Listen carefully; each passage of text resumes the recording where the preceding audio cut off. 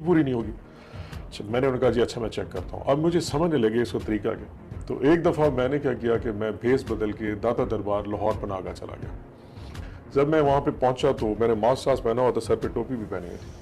पहले तो उन्होंने मुझे पहचाना नहीं, पूरी पूरी तलाशी ले ली मेरी, पूरा बॉडी सर्च, मेरा बैग शैग चेक किया। जब मैंने आईडी कार्ड दिया तो लड़के को शक पड़ गया, तो फिर उसको मैंने साइड पे बुला के कहा कि तुमने खामोश रहना। एंट्री उसने कर दी, मैं अंदर चला गया। जब खाने वाली टेबल के बाहर खड़ा हुआ तो वहाँ पे तकरीबन कोई 50 बंदे खड़े थे।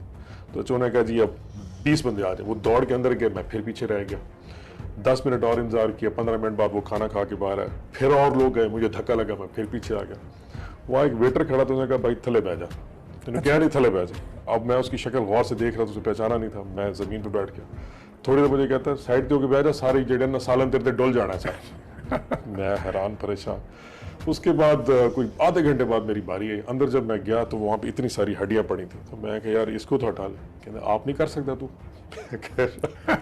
अब मुझे आहिस्ता आहिस्ता सारी फिल्म चली थी कि प्राइम मिनिस्टर सारी चीज़ों का पता था, और मैं बैतुल माल का एमडी होने के बावजूद मेरे नीचे एक इदारा चल रहा है और मुझे उसमें अंदाज़ा नहीं कितनी कमी बेशी हो सकती है। मैं बर्दाश्त कर गया। खैर मैंने खाना खाया। रात को जब मैं जाके वहाँ पे अपने कमरे में जिस जगह पे लेट गया तो उसके बिस्तर। अच्छा, आपने रात वहीं स्टे किया? हाँ, रात को जाके स्टे। जब जाने लगा तो वो बंदे जो बाहर बैठे थे उनके साथ में बैठ गया। तो वहाँ पे एक बंदा था, वो मजदूरी का काम करता। मैंने कहा तुम्हारा काम कैसा जा रहा है? कहता बड़ा ज़बरदस्त जा रहा है। मैं क्या अपना दिहाड़ी शेड़ी कहते हैं, कभी डीएचए चला जाता हूँ, कभी डिफेंस में और कभी कैंट में, और बहुत बड़ी दिहाड़ी चल रही है। एक और बैठा था जूते वाला, तो मैं क्या कहते मैं जूते जो है ना वो सीता होता हूँ। तो आजकल काम नहीं है, बाबू शाबू नहीं आते।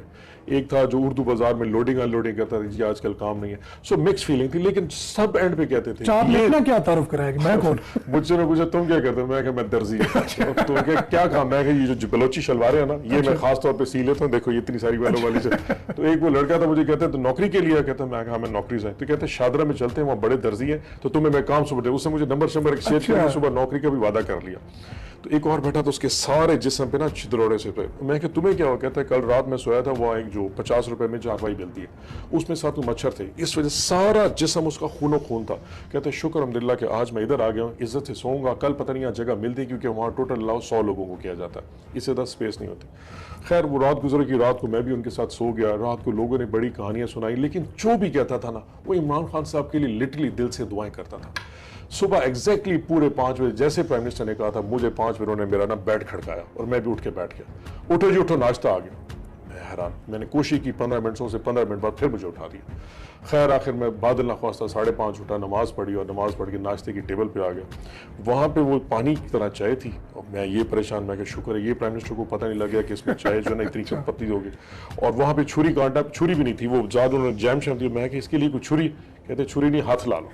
तो एनीवे नाश्ता करने के बाद फिर मैंने अपना तारुफ कराया, उन सबको बुलाया। गुस्सा करना मेरा बनता नहीं था।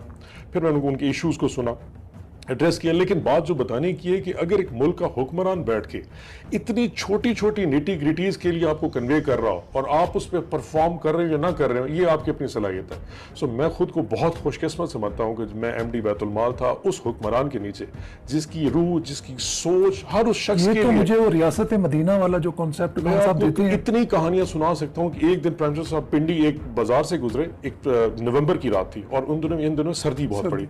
तो मुझे एमएस का फोन है कि प्राइम मिनिस्टर ने कहा कि मैंने उस पुल के नीचे बहुत सारे लोग सड़क पे सोते देखे। तो मैंने कहा सर उसके साथ जो पनाह है वो 100% चल रही है, वहां स्पेस नहीं है। तो उन्होंने कहा जी कोई प्राइम मिनिस्टर कह रहे मुझे नहीं पता, ये लोग कल रात को यहाँ नहीं होने चाहिए। मैं उसी वक्त 100 स्लीपिंग बैग्स लेके आया और हमने वो पनाहगाह की छत के ऊपर एक कंटेनर लगा के उसमें लोगों को सुला दिया।